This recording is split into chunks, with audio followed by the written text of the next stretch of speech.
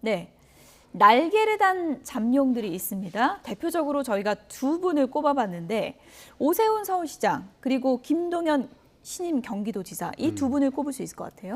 그런데 제가 이해는 합니다만 예. 이제 정권이 출범한 지 한 달도 안 됐는데 잠룡이나 차기라는 표현 너무 쓰는 이른가요? 게 네, 좀 이르다. 예. 왜냐하면 대한민국 정치만큼 다이나믹한 게 없는데 워낙에 대선에 나왔던 분들이라서. 5년이라는 기간 동안 이분들이 무대에서 본인들의 성과를 잘 증명해야 된다 이런 예. 과제가 남아 있고요.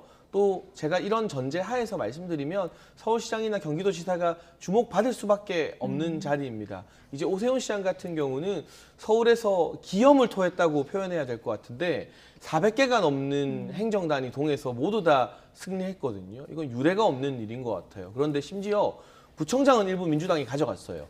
이 말은 무엇이냐?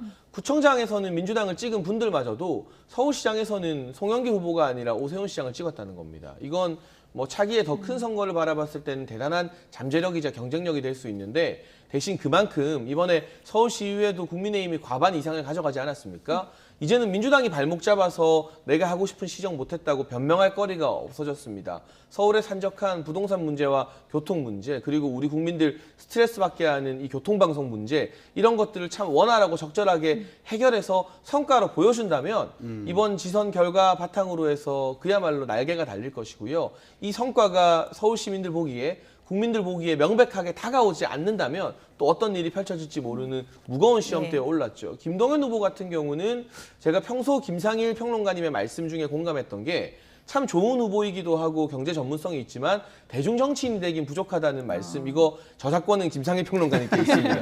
아직까지 대중적으로 감사합니다. 뭔가 지지자나 국민들의 가슴을 끌어오르게 만드는 뭔가는 부족한 것 같아요. 그 부분을 과연 행정을 하면서 채울 수 있을까가 가장 중요한 관건이 되겠죠. 예. 네.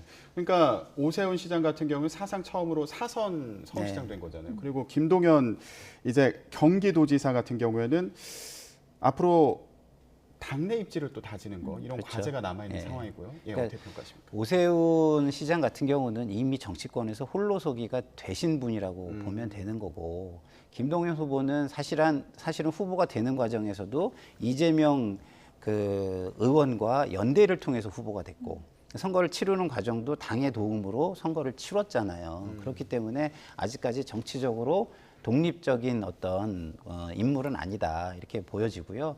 그 속에서 본인이 이제 개혁의 씨앗이 되겠다 이런 얘기를 했잖아요. 그러면 자기 어젠다를 끌어가면서 개혁의 씨앗이 되면 그게 자라면서 이제 홀로 독립적인 인물이 되어 가겠죠. 그렇지만 이런 잠룡 논의를 하는 거는 저는 그렇게 별로 좋은 것 같지는 않습니다. 그렇습니까? 처음 이제 장해찬 우리 단장이 말씀을 해주신 것처럼 현재의 최선을 다하지 못하게 만들어요. 아, 그렇군요. 예를 들어서 이재명 후보가 개항 의뢰 후보만이었다면 김포공항 이전 문제를 제기한 게 왜 문제가 되겠습니까? 전국적 인물이기 때문에 문제가 된 거예요. 예. 그리고 당권에 도전하고 대선에 도전할 사람이기 때문에 문제가 되는 겁니다. 자, 오세훈 시장을 지금 벌써부터 잠룡이라고 한다면 서울 시민을 위해서 열심히 뛰는 게 100% 가능하겠습니까? 예. 왜냐하면 다른 이슈도 생각을 해야 되잖아요. 예를 들어 김동연 지사에게 잠룡이라고 얘기를 하면 경기도 현안을 위해서 다른 지역과 조금의 갈등이 있더라도 과감하게 뛰어들게 할 수 있겠습니까? 안 되잖아요.